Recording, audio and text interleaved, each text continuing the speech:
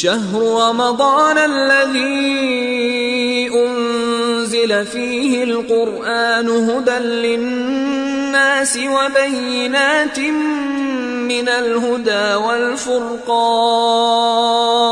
اعوذ باللہ من الشیطان اللعین الرجیم بسم اللہ الرحمن الرحیم الحمد للہ وکفا وسلام علی عبادہ الذین اصطفى محمد وعطرتہ الطاہرہ واللعنۃ الدائمۃ الی اہلہا اما بعد۔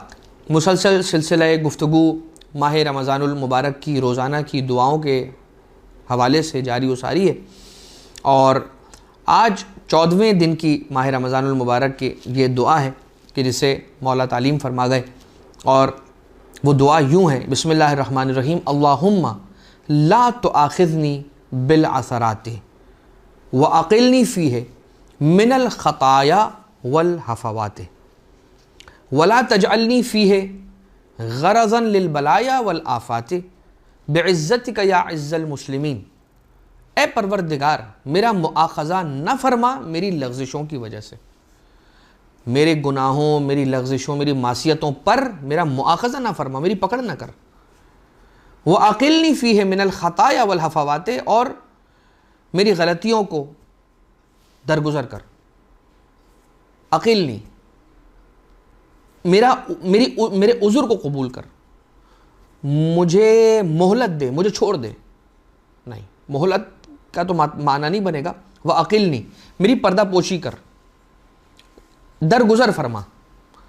من الخطایا والحفوات، میری خطاؤں سے، غلطیوں سے اور میری لغزشوں سے درگزر فرما۔ وَلَا تَجْعَلْنِي فِيهِ غَرَضًا لِلْبَلَايَا وَالْآفَاتِ، اور مجھے بلاؤں اور آفتوں کا نشانہ نہ بنا۔ بلائیں اور آفتیں میرا رخ کر کے ساری مجھ پر نہ آ پڑے، پروردگار مجھے بچا لے۔ بعزتک یا عز المسلمین، تجھے اپنی عزتوں کا واسطہ ہے، مسلمانوں کی عزت۔ اس دعا کی تلاوت کا ثواب روایت میں یوں بیان ہوا کہ من دعا بہ کأنہا صام مع النبیین والشہداء والصالحین، جو اس دعا کی تلاوت کرتا ہے وہ بالکل ایسا ہی ہے کہ جیسے اس نے نبیوں کے ساتھ، شہداء کے ساتھ اور صالح بندوں کے ساتھ روزے کو اختیار کیا۔ کیا کہا جا رہا ہے؟ رب ذوالجلال گناہوں پہ، لغزشوں پہ میرا مؤاخذہ نہ فرما۔ امام صادق علیہ السلام ارشاد فرماتے ہیں انہو قال لا ترموا المؤمنین، مومنین کی ٹوک میں نہ لگے رہو، مومنین کی نکتہ چینی کے لیے پیچھے نہ پڑے رہو ان کے، کہ ان کی کوئی غلطی نکال لوں میں، ان کی کوئی خطا ایسی دیکھوں میں نکال لوں، پکڑ لوں، ان کا مؤاخذہ کر لوں اس پر۔ وَلَا تَتَّبِعُوا آثَارَاتِهِمْ، اور ان کی جو لغزشیں ہیں اور ان کی جو غلطیاں ہیں اس پر ان کی پکڑ نہ کریں۔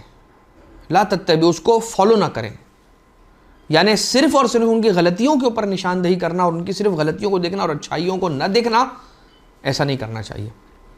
فَإِنَّهُ مَنْ يَتَّبِعْ أَثْرَةَ مُؤْمِنٍ يَتَّبِعْ اللَّهُ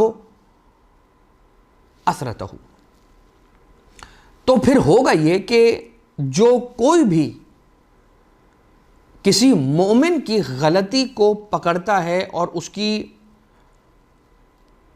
ٹوک میں لگا رہتا ہے، جو کوئی بھی کسی مومن کی غلطی کے تعاقب میں لگا رہتا ہے، اس کی غلطیوں پر تجسس کرتا ہے اور اس کی غلطیوں کو تلاش کرنے کی کوشش کرتا ہے، اس تجسس میں رہتا ہے، یتبع اللہ اسرتہ، تو پھر پروردگار عالم اس شخص کی غلطیوں کی ٹوک میں اور اس کی تجسس میں لگ جاتا ہے۔ وَمَن يَتَّبِعِ اللَّهُ أَثْرَتَهُ فَضَحَهُ فِي بَيْتِهِ، اور پروردگار عالم اگر کسی کی غلطیاں پکڑنے پر آ جائے تو وہ اپنے خاندان میں، اپنے گھر میں رسوا ہو جاتا ہے۔ مومنین کے پیچھے نہ لگو، ان کی غلطیوں کے حوالے سے ان کے پیچھے نہ لگو، نمبر 1۔ نمبر 2، مومنین کی جو غلطیاں ہیں اس پر تجسس نہ کرو۔ اگر تم نے اس پہ تجسس کیا تو یاد رکھنا رب ذوالجلال تمہاری غلطیوں کو، ایک ایک چھوٹی چھوٹی غلطی کو بھی پکڑنا شروع کرے گا اور اس پر تمہارا عقاب کرنا شروع کرے گا۔ اور اگر رب ذوالجلال نے تمہاری غلطیاں پکڑنا شروع کر دی تو یاد رکھنا تم اپنے گھر میں بھی رسوا ہو کر رہ جاؤ گے، اپنے خاندان میں رسوا ہو کر رہ جاؤ گے۔ یہ بڑی سخت حدیث ہے. چھٹے امام علیہ السلام فرما رہے ہیں کہ اللہ پسند نہیں کرتا, پروردگار عالم پسند کرتا ہے کہ مومنین کی غلطیوں سے انسان صرف نظر کرے, اسے درگزر کرے اور آگے بڑھے. کسی کے عیب ہیں اگر تو اس میں تجسس نہیں کرنا چاہیے, اس کو پکڑنے کے لیے نہیں بیٹھنا چاہیے. کوئی اگر کسی کا عیب پکڑے گا تو پھر پروردگار عالم اس کے عیب پکڑے گا, اور جس کا عیب اللہ پکڑ لے وہ پھر اپنے گھر میں بھی رسوا ہو جاتا ہے. نعوذ باللہ من ذالک. یا یہ سمجھ لیجئے کہ کسی کے عیب کو ظاہر کرنا کسی کے سامنے, یہ نہیں کرنا چاہیے. اگر ہم نے کسی مومن کے عیب کو کسی کے سامنے ظاہر کیا تو اللہ ہمارے عیبوں کو کسی کے سامنے ظاہر کرے گا. مولا امیر المومنین علیہ الصلوۃ والسلام ارشاد فرماتے ہیں اقیلوا ذوی المروءات عثراتہم, کہ جو مروت والے لوگ ہیں, اخلاق والے لوگ ہیں, جو بظاہر جن کا معاشرے کے اندر ایک فیس ہے, اچھا فیس ہے, ان کی چھپی ہوئی غلطیاں اگر تمہارے سامنے کبھی آ جاتی ہیں تو ان کی پردہ پوشی کرو, اور ان کی وہ جو عزت بنی ہوئی ہے لوگوں کے سامنے وہ بنی رہنے دو, اس کو خراب نہ کرو. مولا کائنات علیہ السلام ارشاد فرما رہے ہیں اس لیے کہ رب ذوالجلال ستار العیوب ہے, تو میں کون ہوتا ہوں ان کے عیبوں کو افشا کرنے والا اور لوگوں کے سامنے ظاہر کرنے والا.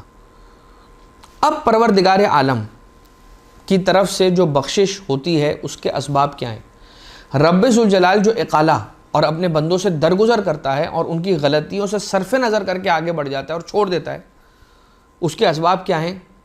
اگر کسی شخص میں یہ چیزیں مل جائیں تو وہ رب ذوالجلال کی بخشش اور اس کے انسان کی غلطیوں سے صرف نظر کرنے کا عنوان حاصل کر لیتے ہیں اور پا لیتے ہیں. نمبر 1 ندامت, جو نادم ہونے والا شخص ہے. چھٹے امام علیہ السلام ارشاد فرماتے ہیں ما من عبد اذنب ذنبا فندم علیہ, بندوں میں سے, بندگان خدا میں سے کوئی ایک بھی بندہ ایسا نہیں ہے کہ اس نے اگر کوئی گناہ کیا اور گناہ کرنے کے بعد اگر وہ نادم ہو گیا اس گناہ پر تو کیا ہوگا؟ غفر اللہ لہو قبل ان یستغفر, قبل اس کے کہ وہ استغفار کرے پروردگار عالم اس کے گناہوں سے درگزر فرماتا ہے. یہ الکافی کی جلد نمبر 2 اور صفحہ نمبر 427 پر حدیث موجود ہے. اگر وہ نادم ہو گیا اپنی غلطی پر تو پروردگار عالم استغفار کا بھی انتظار نہیں کرتا, اس کے نادم ہونے پر ہی اس کی معافی کر دیتا ہے رب ذوالجلال. اب آ جائیے ایک دوسری بات جس کی سبب سے پروردگار اپنے بندوں پر درگزر کرتا ہے, عفو درگزر سے کام لیتا ہے اور لیٹ گو کرتا ہے اپنے بندوں کی خطاؤں کو برداشت کرتا ہے. کس اس پہ؟ مومنین سے مصافحہ کرنا.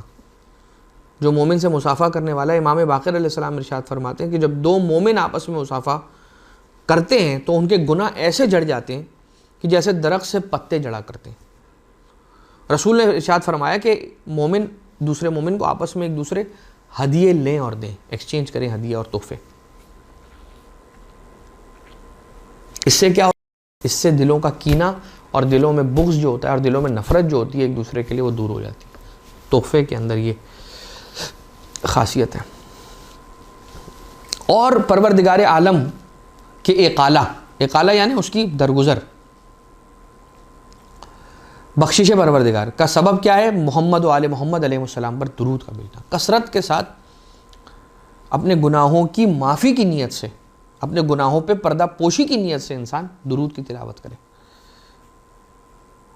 مومن کے جنازے میں شرکت کرنا یہ بھی ان چیزوں میں سے ایک ہے کہ جس سے پروردگار خوش ہو کے اپنے بندے کی پردہ پوشی کیے رہتا ہے. مولا امام باقر علیہ السلام ارشاد فرماتے ہیں کہ پہلا تحفہ ایک مومن فرد کو, کہ جس کا بھی انتقال ہوا, اس دنیا سے رخصت ہوا ہے اور اس کو دفنا دیا گیا, تو پہلا تحفہ اسے قبر کے اندر کیا دیا جاتا ہے؟ اسے یہ خبر دی جاتی ہے کہ تمہارے جنازے میں جتنے لوگ آئے تھے ہم نے ان سب کے گناہوں سے درگزر کر لیا, ان سب کو معاف کر دیا, ان سب کو پاک کر دیا. یہ پہلی خوشخبری ہے, گلیڈ ٹائیڈنگ ہے اس مردے کے لیے, اس فرد مومن کے لیے کہ جس کا انتقال ہوا ہے اور اسے ابھی دفنایا گیا.